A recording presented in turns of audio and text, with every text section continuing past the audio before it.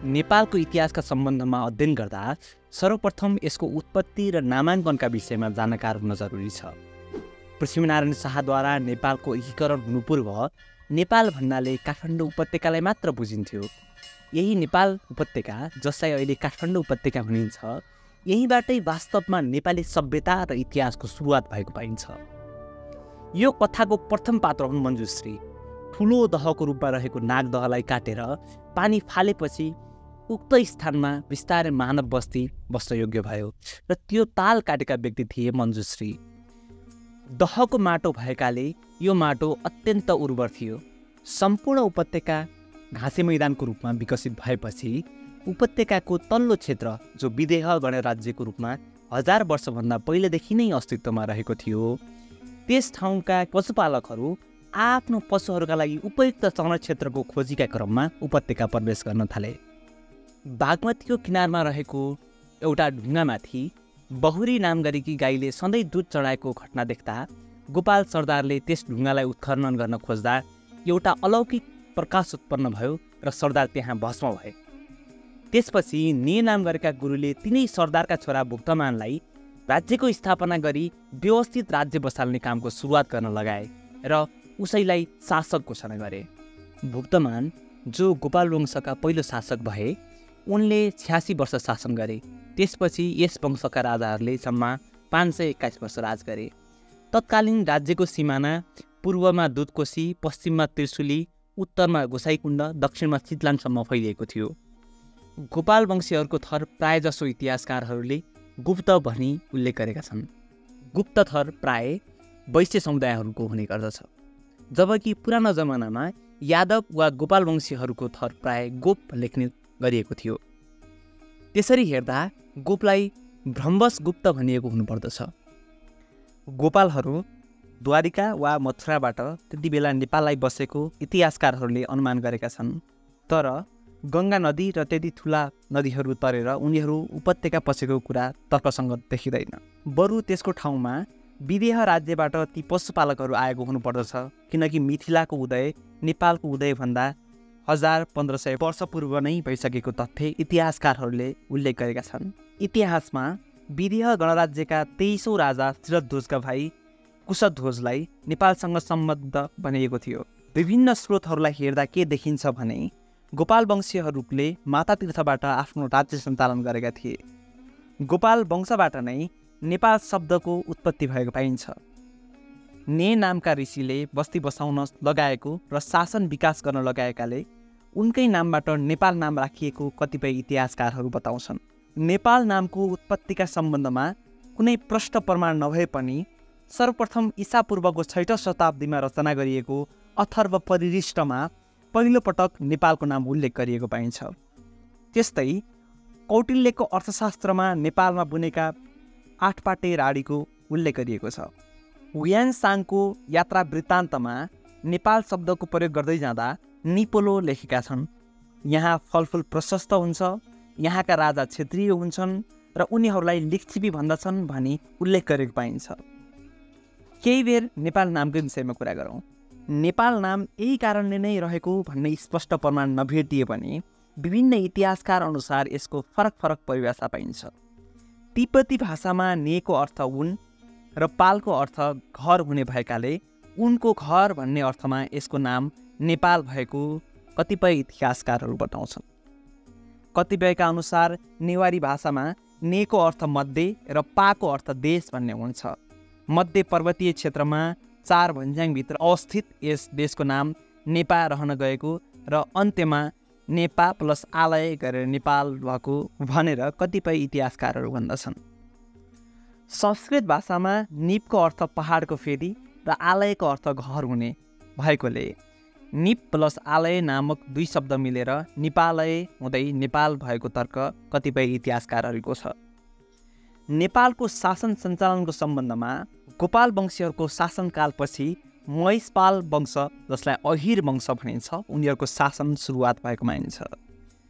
गोपाल वंशका अन्तिम राजा भूमिगुप्तको सन्तान नभएपछि त्यही भैँसी पालेर बस्ने महिषपालहरूको हातमा नेपालको सत्ता आइपुगेको कतिपय इतिहासकारहरूले व्याख्या गरेका छन्।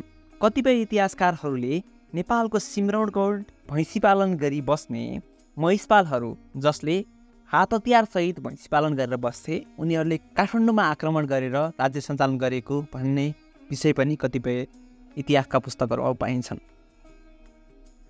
कर्कप्याट्रिकको वंशावलीमा महिष र गोपालका सन्तान राजपूत जातिका मूल सिंहले सिमरौटगढ र जनकपुर देशका सेनाको नेतृत्व गरी नेपालमाथि आक्रमण गरी विजय प्राप्त गरेका थिए भन्ने कुरा उल्लेख गरिएको पाइन्छ।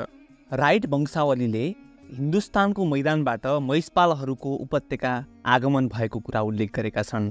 कसैले गोपाल र महिषपाल एकै जातिका र वंशका मानिसहरू थिए भनेर व्याख्या विश्लेषण गरेका छन्। तत्कालीन समयमा कुनै सङ्गठित राजनीतिक परिपाटी नभएकाले एउटै वंशका पृथक पृथक पेसामा संलग्न वर्गहरूका बीचमा शासनका लागि भएको झैझगडा एवं कलहलाई नै दुई वंश मानिएको अनुमान पनि गरिएको छ।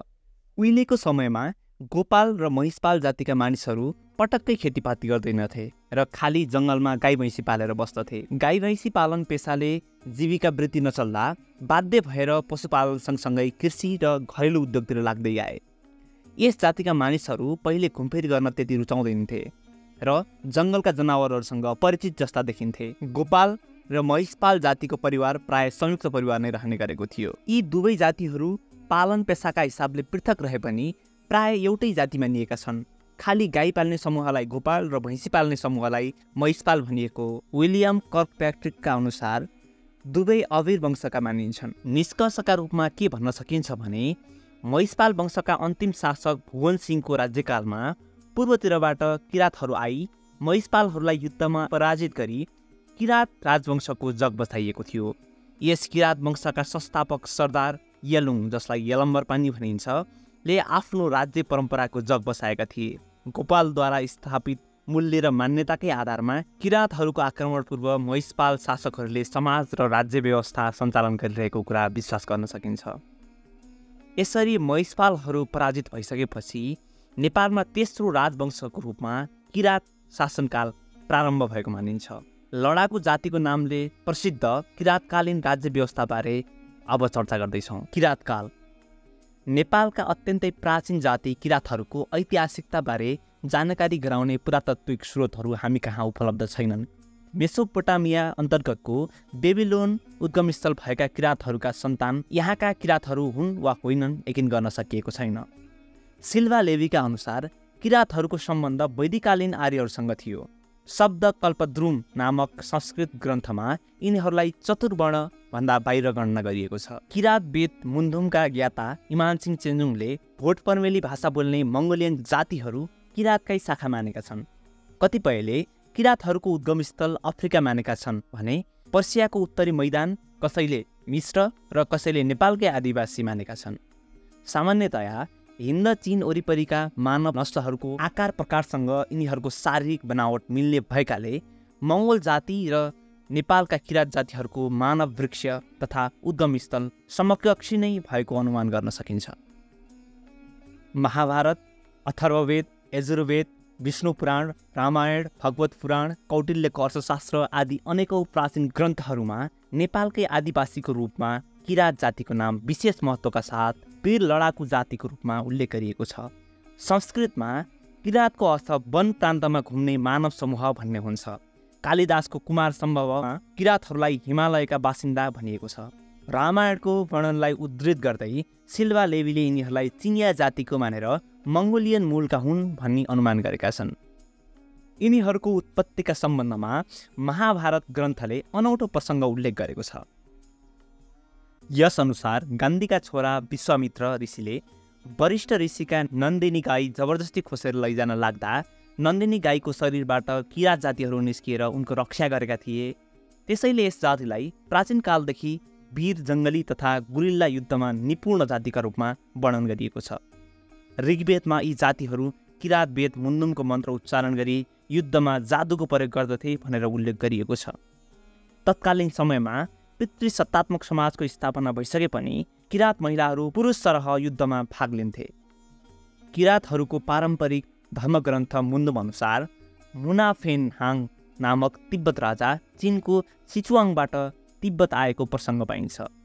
गोपाल वंशावलीमा 32 जना किरात शासकहरूले 1701 वर्ष शासन गरेको कुरा उल्लेख गरिएको छ भने भाषा वंशावलीमा 28 जना राजाहरूले 1741 वर्ष शासन गरेको कुरा भेटिन्छ। त्यस्तै ककप्याट्रिकको वंशावलीले 27 जना राजाहरूले 1630 वर्षसम्म शासन गरेको कुरा उल्लेख गरिएको छ। राइट र भाषा वंशावली अनुसार गोकर्णको जङ्गलमा किरात राज्यको राजधानी रहेको थियो। राइटले 28औं राजा पटुकको समयमा सोमवंशी राजपूतहरूले पश्चिमतर्फबाट किरातहरूको दरबारमाथि आक्रमण गरी विजय प्राप्त गरेका थिए। त्यसपछि किरातहरू गोकर्णदेखि 4 कोस दक्षिणतर्फ शङ्खमूल तीर्थमा नयाँ दरबार निर्माण गरी बसे भन्ने कुरा उल्लेख गरेका छन्। प्रथम किरात राजा यलम्बरको समयमा किरातेश्वरको उत्पत्ति भएको प्रसङ्ग पाइन्छ। यस प्रसङ्गमा महाभारतकालीन अर्जुन र किरातेश्वरको युद्ध र अर्जुनलाई वर प्राप्त भएको आख्यान भेटिन्छ।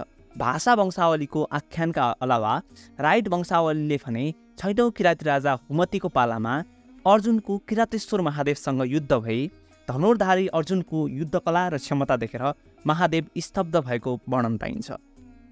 दोस्रो किरात राजा पविको शासनकालमा द्वापर युगको अन्त्य भई कलियुगको आरम्भ भएको उल्लेख गरिएको छ। महाभारत युद्धको व्याख्या गर्दै राइट वंशावलीले 7औं किरात राजा जितेगस्तीको पालामा महाभारतको युद्ध भएको भनी उल्लेख गरिएको छ। त्यसमा अर्जुनको आज्ञाले कौरवका विरुद्ध कुरुक्षेत्रको युद्धमा जितेगस्तीले पाण्डवको पक्षमा भाग लिएर युद्ध गर्न जाँदा सो युद्धमै यिनी मारिए भन्ने वर्णन पाइन्छ। जितेगस्तीकै समयमा गौतम बुद्ध नेपाल आगमन भएको वर्णन गरिए तापनि वास्तवमै गौतम बुद्ध स्वयं नेपाल नआएर उनका चेला आनन्द आएका थिए। स्वयम्भू पुराणमा उल्लेख भए अनुसार शाक्य मुनिका साथ 1350 जना उनका शिष्यहरू उपत्यका आएका थिए र ती शिष्यहरूमा आनन्द र सरिपुत्र प्रमुख थिए। स्वयम्भू र गुहेश्वरीको दर्शन गरेपछि बुद्धले सबै ब्राह्मण क्षत्रिय जातिका शिष्यहरूलाई दीक्षित पारे।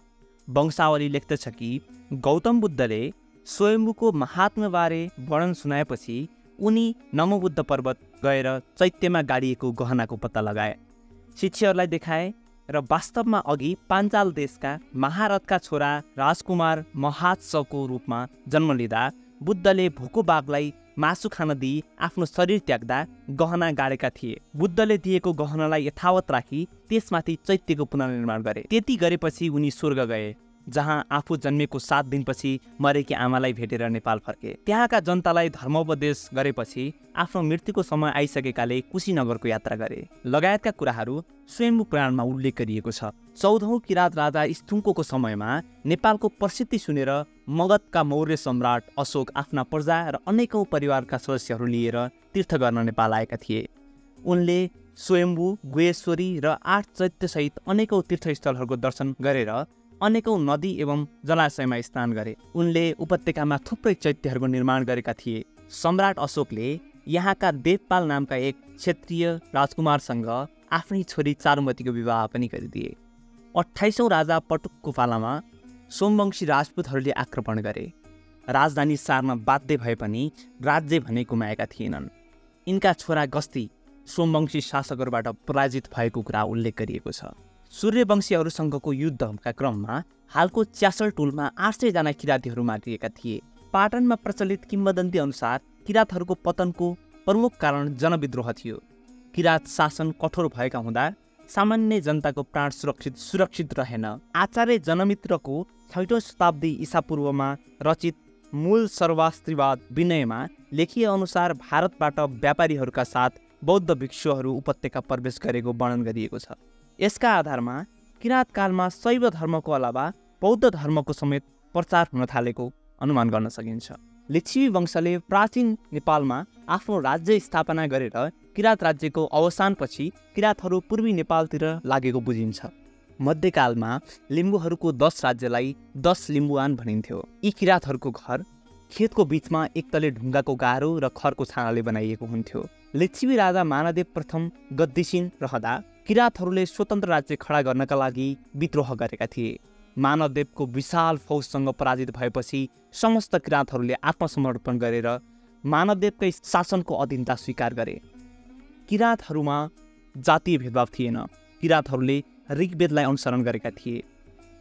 किरात जातिको निवास त्रिगढ अर्थात् भारतको काँगडा उपत्यकामा रहेको थियो। ऋग्वेदमा किराती नेता सकम्बरको नाउँ आउँदछ। काँगडामा किराँतीहरूका असङ्ख्य किल्लाहरू थिए। यिनीहरूको संस्कृति असुर संस्कृति थियो। काँगडा उपत्यकाको बैजनाथलाई किरग्राम भनिएको छ। किर भनिएको सुँगुर हो। सुँगुरको पछि लाग्ने, शिकार खेल्ने, पाल्ने वा यसको शिकार गर्ने जातिलाई किराँत भनिएको छ। किराँतहरू हिमालयको फेदीमा बस्ने र आर्यहरूको सप्तसिद्ध पन्जाब जमुना नदीको वरिपरि बस्ने गर्दथे। किराँती नेता सम्बर र आर्यहरूका बीच 40 वर्षसम्म युद्ध चल्यो र अन्त्यमा किल्ला काँगडामा किराँती नेता सकम्बरको मृत्यु भएपछि उनीहरूमाथि आर्यहरूले विजय प्राप्त गरेका थिए। सर्वाधिक प्राचीन जातिका किराँतीहरू हिमाली खण्ड कुमाऊ, गढवाल, कश्मीर र जालन्धर आदि क्षेत्रबाट नेपालका पूर्वी भागतिर लागे। पूर्वी नेपालको सुनकोसीदेखि लिखु खोलासम्मको भूभाग वल्लो किराँत क्षेत्र वा प्रदेश हो भने लिखु खोलादेखि अरुण नदीसम्मको भाग माझ किराँत हो। त्यसै गरी अरुणदेखि मेची नदी पश्चिम भाग चाहिँ तल्लो किराँत प्रदेश हो। अरुण नदीलाई कसैले अरुणकोशी, कसैले अरुण बादशाह पनि भन्ने गर्दछन्। सम्पूर्ण किराँत जातिको सङ्ख्या 9 लाख अनुमान गरिएको कारण समस्त किराँत क्षेत्रलाई 9 लाखा किराँत भन्ने गरिएको पाइन्छ। समग्र रूपमा भन्नुपर्दा आधुनिककालीन इतिहासभन्दा पनि प्राचीन र मध्यकालीन इतिहासको अन्वेषण गर्न नितान्त आवश्यक देखिएको छ।